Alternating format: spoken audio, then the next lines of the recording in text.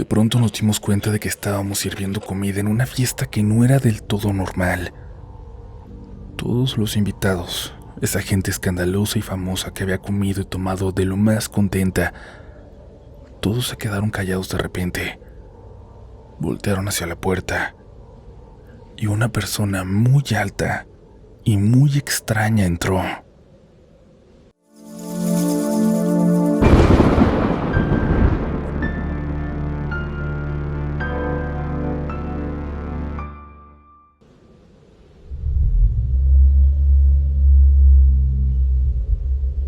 Muy buenas noches, comunidad. En historias como esta, aunque sea mucho más real que paranormal, les recuerdo por favor que no se sugestionen y que tomen estos relatos como entretenimiento, por favor, porque sé que hay mucha gente que la pasa mal, pero sigue escuchando.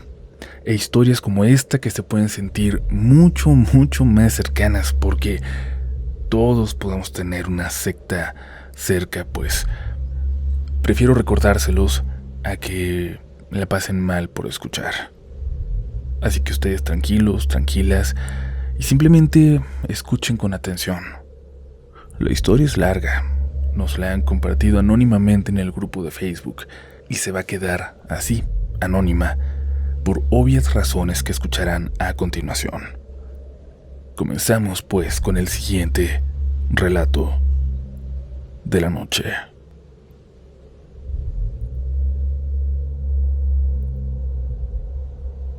Hace algunos años, cuando recién me fui de mi pueblo a estudiar a Guadalajara, me tocó vivir una de esas épocas en las que el dinero nomás no alcanza. Mis papás hacían el esfuerzo por apoyarme con lo que podían, pero entre la universidad, la renta del departamento y los gastos de todos los días, siempre andaba contando las monedas. Vivía con otros 5 estudiantes en un departamento donde todos estábamos igual de fregados. Había semanas en las que, después de pagar lo indispensable, apenas quedaba para comer. Por eso acepté un trabajo de medio tiempo como mesero en un restaurante de Chapultepec. El sueldo era malo, ya se imaginarán, pero las propinas ayudan bastante, y mientras encontraba algo mejor, era suficiente para salir adelante. Y ahí conocí a Ulises. También era estudiante, aunque ya estaba por terminar la carrera. Era de esos tipos que parecían que conocían gente en todos lados. Siempre tenía algún trabajo extra o sabía dónde estaban contratando. Un día, mientras cerrábamos el restaurante, me dijo: «Oye, creo que ya te encontré algo mejor». Le pregunté de qué se trataba, obviamente con mucho interés. «Mira, son eventos privados, muy exclusivos. Pagan bastante bien y realmente no haces gran cosa, nomás servir mesas». No necesité escuchar más. Le dije que sí a todo en ese mismo momento. 3 días después me habló para decirme que ya había un lugar. Nos citaron una tarde entre semana en una mansión de una de las zonas más exclusivas de Guadalajara. Desde que llegamos se notaba que no era cualquier evento. Nos hicieron pasar por una entrada lateral y una mujer, muy bien vestida, nos recibió uno por uno. Nos entregaron uniformes negros impecables y antes de dejarnos entrar, nos dio las únicas instrucciones que íbamos a recibir esa noche. Ustedes solo sirvan. No hablan, no miran, no escuchan nada. Sirven y se van. No sonó grosera, pero tampoco pareció una sugerencia. Nosotros no montamos nada porque todo estaba listo desde antes de que llegáramos. Había una mesa larguísima perfectamente acomodada, arreglos florales enormes, vajillas que yo nunca había visto y botellas de vino que seguramente costaban más que varios meses de mi renta. Cuando empezó a anochecer comenzaron a llegar los invitados. Puros señores de traje, empresarios, políticos, gente que claramente estaba acostumbrada a moverse con escoltas. También llegó un hombre vestido completamente de negro, al que todos parecían tratar con muchísimo respeto. Casi todos se acercaban a saludarlo besándole la mano. Recuerdo que me llamó la atención porque nunca había visto algo así, salvo cuando llegan padres u obispos o cosas así. Nosotros comenzamos a servir. Primero las entradas, luego el vino. Después otro vino y más. Más tarde los platos fuertes. Al principio estaban hablando de negocios, de inversiones, de política, de permisos y de cosas que la verdad yo ni entendía. Pero conforme fue avanzando la noche, el ambiente cambió. Las botellas empezaron a vaciarse. Las risas se hicieron más escandalosas.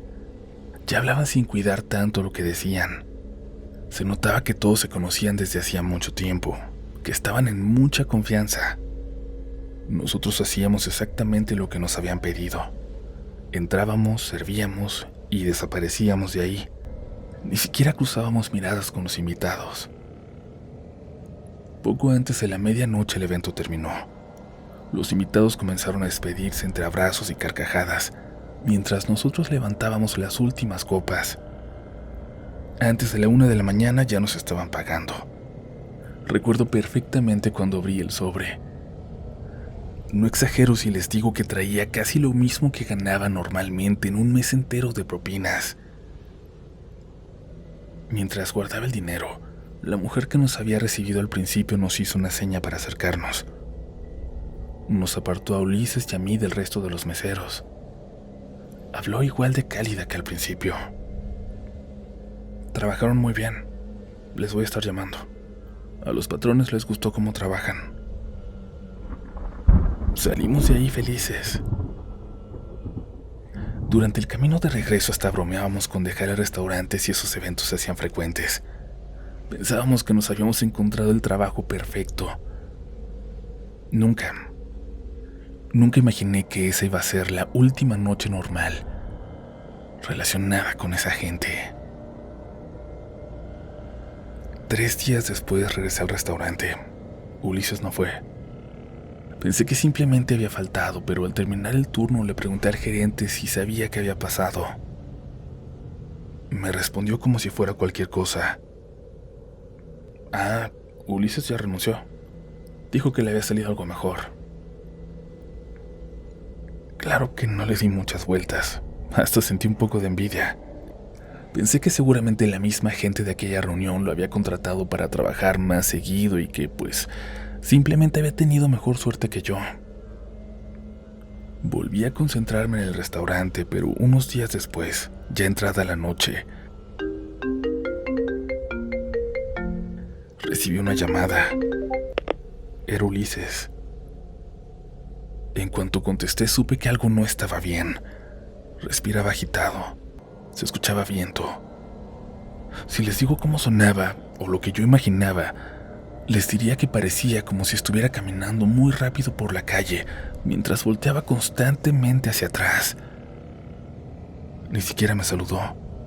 Lo primero que dijo fue: escúchame bien. Por nada del mundo vuelvas a ir a esos eventos. Yo me asusté. Le pregunté qué había pasado, pero no respondió a mi pregunta. Nada más continuó hablando. Si te vuelven a hablar, invéntales lo que sea. Diles que te regresaste a tu pueblo, que ya no vives aquí, pero por lo que más quieras, no regreses con ellos. No vayas a regresar. Eso último lo dijo distraído y casi susurrando, como si tuviera miedo de que alguien pudiera escucharlo. Ulises, ¿todo bien? ¿Dónde andas? Hubo unos segundos de silencio. Después dijo una frase que puede parecer inofensiva, pero que todavía recuerdo palabra por palabra. Esa gente no es lo que parece. Y colgó. Intenté devolverle la llamada de inmediato. 1 vez, 2, 3 veces. Más un rato después. Todas me mandaban directo al buzón, como si hubiera apagado su teléfono. Me quedé viendo el teléfono sin entender qué acababa de pasar.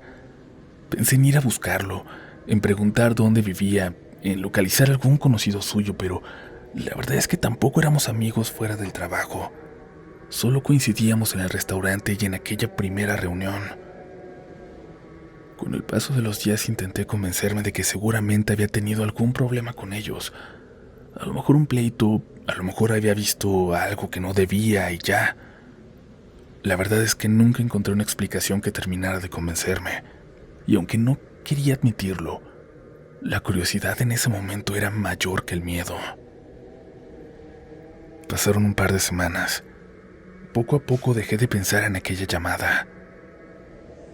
Entre la escuela, el restaurante y los problemas de dinero, terminé convencido de que jamás volvería a saber de esa gente. Pero entonces pasó lo peor que podía pasar. Volví a quedarme completamente sin dinero, sin un quinto. De esas semanas en las que empiezas a hacer cuentas para ver si alcanzas a terminar la quincena con lo que traes en la cartera, para ver si puedes comer todos los días.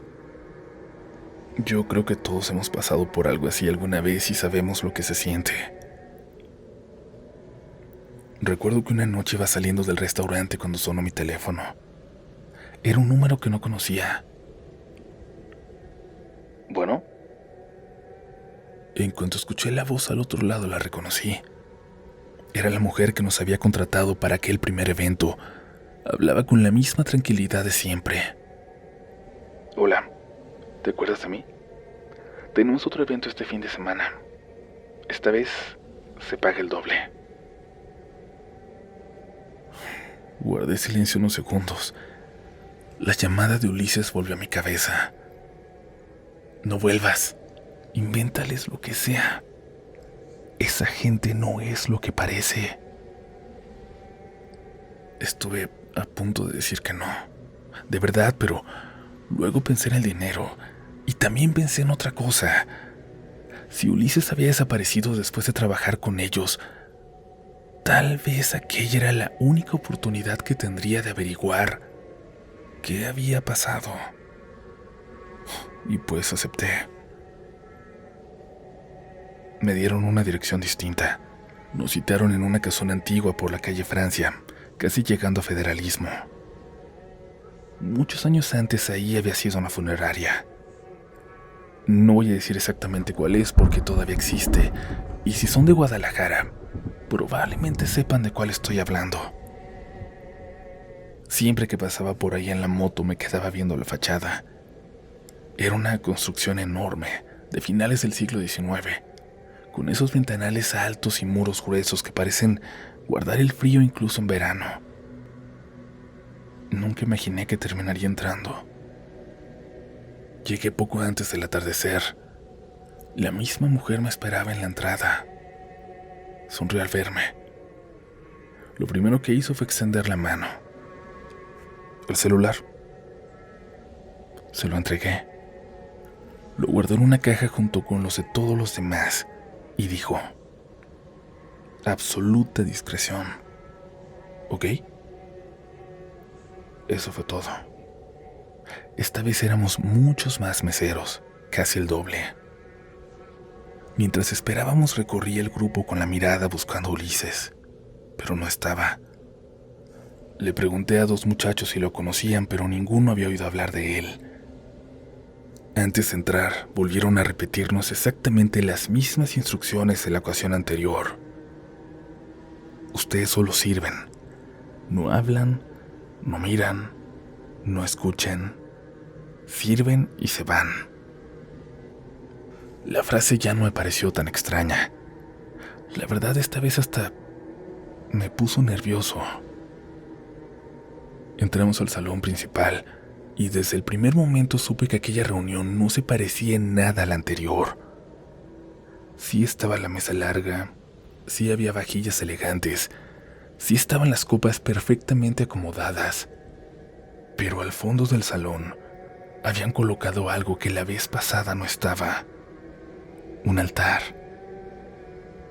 Era enorme, tallado completamente en cantera. No parecía una pieza decorativa, sino algo, pues, muy antiguo, la mera verdad. La piedra estaba cubierta de relieves. Había figuras humanas mezcladas con animales, rostros deformes, alas, garras. No sabría decir exactamente qué representaban. Detrás del altar había una especie de asiento, parecía un trono, también de cantera con los mismos grabados. Durante un momento pensé que quizás se trataba de alguna representación histórica o de una ceremonia religiosa, pero entre más lo veía, menos sentido encontraba. Aunque parezca una escena sacada de una película de terror o peor aún, de un documental, los invitados comenzaron a llegar cuando ya había oscurecido. Todos, comunidad, vestían de negro. Sobre los hombros llevaban una capa corta color rojo oscuro.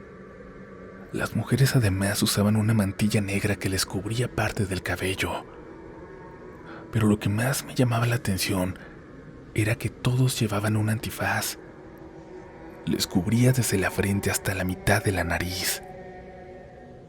Aún así alcancé a reconocer a varios, de los mismos personajes importantes de la vez pasada, por la voz, por la forma de caminar, por la complexión. Eran algunos de los mismos hombres que habían estado en la reunión anterior. También reconocí a ese de negro. No tuve duda porque después otra vez todos hicieron fila para besarle la mano apenas vieron que llegó. Pensé que aquello era extraño, pero lo que ocurrió después fue todavía peor. Las conversaciones se detuvieron de golpe. Todos dirigieron la mirada hacia la entrada. Una señora mayor apareció caminando muy despacio. Llevaba del brazo a una muchacha. No tendría más de 20 años. Ella era la única persona que no llevaba antifaz.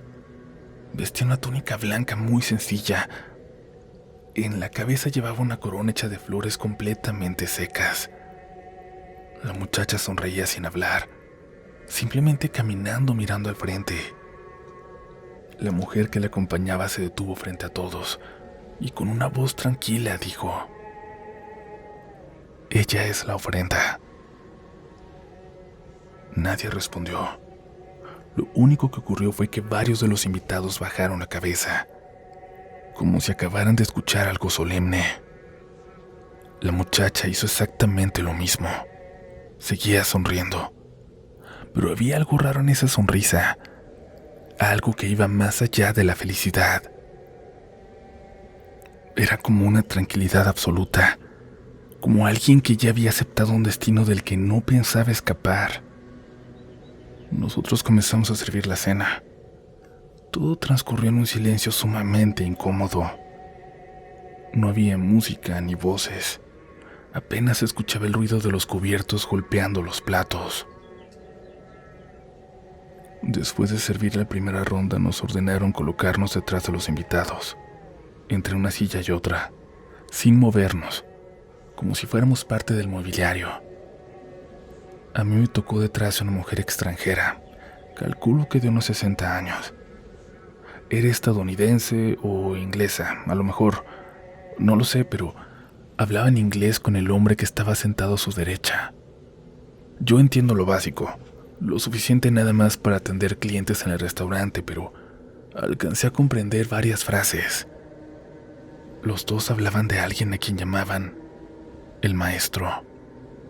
Decían que no debía tardar, que aquella noche por fin iban a tener el privilegio de verlo otra vez.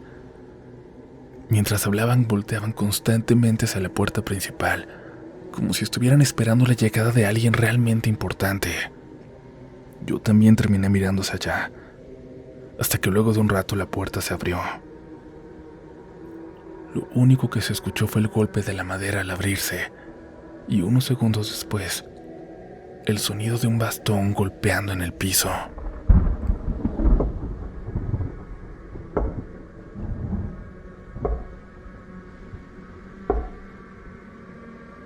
Todos se pusieron de pie al mismo tiempo.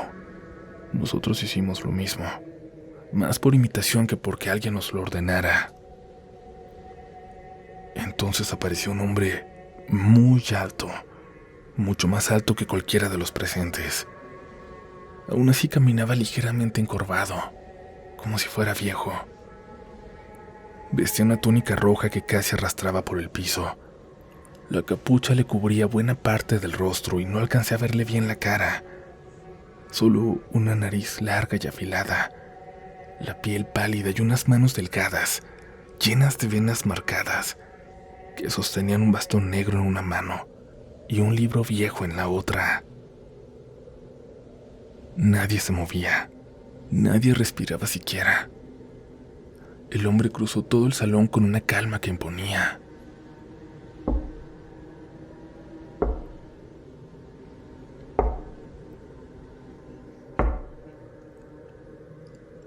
El sonido del bastón rebotaba en toda la casa. Llegó hasta el trono de cantera. Permaneció unos segundos de pie observando el salón. No sé si realmente nos estaba mirando a todos o si solo era la impresión que daba, pero sentí que por un instante se detenía frente a cada persona, incluso frente a nosotros, como si quisiera saber quién era cada persona ahí. Después tomó asiento. Hasta entonces el resto volvió a sentarse. Yo seguía sin entender quién era, ni por qué todos parecían tratarlo con tanta reverencia. Durante varios minutos nadie habló. El maestro permanecía completamente inmóvil, como si estuviera esperando el momento indicado para que ocurriera algo. De pronto uno de los organizadores dio una orden. «Recojan todo». Volteé a ver el reloj. Ni siquiera eran las 12 de la noche. La cena prácticamente había terminado sin que nadie hubiera comido gran cosa, pero igual nos apresuramos a retirar platos, cubiertos y copas. Yo nunca había recogido tan rápido como ese día. En cuestión de minutos terminamos. Nos llevaron a una habitación pequeña donde comenzaron a pagarnos. El sobre, en efecto, traía todavía más dinero que la primera vez. Mientras esperaba mi turno, volví a preguntar por Ulises. No pude evitarlo. El mesero que estaba junto a mí, un señor mayor, apenas escuchó su nombre y me sujetó discretamente del brazo. Sin dejar de acomodar los sobres, me dijo muy bajito: «Mijo, no preguntes». Su tono me hizo guardar silencio. Cuando terminaron de pagarnos, nos llevaron de nuevo a la entrada. Los guaruras comenzaron a repartir los celulares. Tomé el mío. Salí y me puse el casco. Ya estaba a punto de subir a la moto cuando vi que uno de los meseros se acercó a la mujer que nos había contratado y le dijo algo al oído. Ella levantó la vista inmediatamente y comenzó a caminar hacia mí. Sentí un nudo en el estómago. Se me acercó y me sonrió. Se inclinó apenas lo suficiente para hablarme al oído. «Tu amigo ya no va a trabajar con nosotros. Ya olvídate de él». Después se dio la vuelta y regresó con los demás. Yo permanecí inmóvil unos segundos. No sabía si subir a la moto o salir corriendo, pero al final arranqué y me fui. Durante varias cuadras intenté convencerme de que aquello no tenía por qué significar nada malo, que a lo mejor Ulises simplemente había renunciado, que había tenido un problema con otro mesero o que trabajó mal. Quizás todo era una enorme coincidencia. Pero mientras manejaba no dejaba de pensar en la muchacha, la ofrenda. ¿Qué pensarían ustedes cuando la llamaron así? Recordaba la forma en que sonreía y el miedo con el que Ulises me había hablado por teléfono. Seguí avanzando hasta llegar a un Oxxo. Estacioné la moto y entré. Compré una botella de agua. Me senté unos minutos afuera tratando de decidir qué hacer. Podía irme, olvidarme de todo, seguir con mi vida, o regresarme. Regresarme e intentar averiguar qué era lo que realmente ocurría dentro de aquella casa. Créanme que no sé si fue curiosidad o estupidez, pero terminé regresando. Dejé la moto ahí donde estaba en el Oxxo y caminé de nuevo hasta la mansión para que no se dieran cuenta que era yo de nuevo. La entrada principal seguía vigilada, así que rodeé la cuadra. A un lado había una finca que estaban remodelando. La barda no era muy alta y no me costó trabajo subir. Del otro lado había costales de cemento, tablas y montones de escombro. Me asomé. Esperé unos segundos. No se escuchaba nada. Brinqué hacia el patio trasero de la mansión. Todo estaba completamente a oscuras. Solo algunas ventanas permanecían iluminadas. Parecía que ya se hubiera ido la gente. Avancé muy despacito, sin hacer ruido, hasta encontrar un ventanal grande con las cortinas apenas abiertas. Suficiente para asomarme. Me agaché, respiré hondo y me asomé. Entonces, entendí por qué Ulises me había suplicado que nunca volviera. Habían retirado por completo la mesa del comedor. Solo permanecía el altar de cantera. Ahora estaba rodeado por decenas de velas. Todos los asistentes seguían ahí. Formaban un círculo perfecto alrededor del altar. Y sobre la piedra estaba ella, la muchacha, la ofrenda. Estaba acostada boca arriba, completamente desnuda. Los brazos descansaban a los costados del cuerpo. No intentaba levantarse ni parecía asustada. Seguía mirando al maestro con la misma expresión de antes. Una expresión que todavía hoy me cuesta describir porque en serio no lo entiendo. Iba más allá de la felicidad. Pero no era resignación, ¿saben? Era más bien devoción. Como si estar ahí fuera el mayor honor que podía recibir. El maestro permanecía de pie frente a ella. Con una mano sostenía aquel libro antiguo. La otra la mantenía extendida sobre el cuerpo de la muchacha. La mantenía suspendida sobre ella. Entonces comenzó a hablar. No entendí una sola palabra. Obviamente no era español ni inglés. Sonaba como una lengua antigua de las películas. Cada frase resonaba en todo el salón. Incluso desde donde yo estaba alcanzaba a sentir aquella voz vibrándome en el pecho. La mujer mayor que había acompañado a la muchacha dio un paso al frente. Llevaba entre las manos un paño oscuro. Lo abrió lentamente. Cuando vi que era una daga y se la ofrecía al maestro, la verdad no me esperé a ver qué seguía. Mi cuerpo reaccionó antes que mi cabeza y retrocedí del ventanal. Y fue lo mejor que pude haber hecho porque apenas me aparté del vidrio, vi pasar la sombra de uno de los guaruras por el jardín. Venía exactamente hacia la zona en donde yo estaba. Me eché a correr. Ni recuerdo cómo logré brincar otra vez la barda. Solo recuerdo haberme resbalado, caer muy mal del otro lado porque ese golpe me duró mucho tiempo. Escuché pasos atrás de mí, pero ya ni de chiste volteé. Seguí corriendo hasta salir a la calle trasera. Corrí como pude. No me detuve hasta llegar al Oxxo. Subí a la moto y manejé sin rumbo durante casi una hora, dando vueltas para que nadie me pudiera seguir. Esa noche no regresé a mi departamento. Me daba mucho miedo hacerlo. Pensaba que me iban a estar esperando. Me metí a dormir un rato en un motel del centro. Al día siguiente renuncié al restaurante. Saqué mis cosas del departamento, cambié de número y durante mucho tiempo viví con el miedo de encontrarme alguno de aquellos rostros en cualquier parte, de reconocer una voz. La universidad la terminé como pude. Nunca volví a aceptar un trabajo sin saber exactamente quién me estaba contratando. De Ulises, nunca volví a saber nada. Ya han pasado muchos años desde entonces. Hoy tengo otra vida por completo, otra carrera.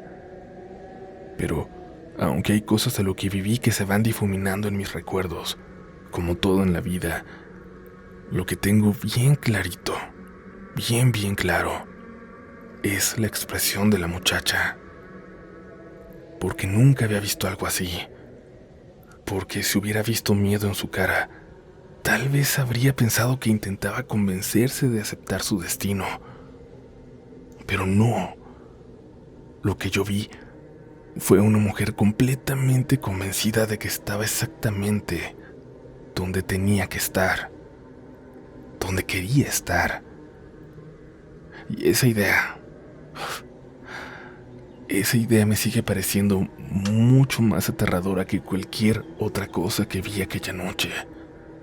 Me da mucho miedo, mucha repulsión pensar en eso. Muchas gracias por escuchar. Y espero de verdad que ustedes no sepan de qué personas estoy hablando. Que tengan muy buenas noches.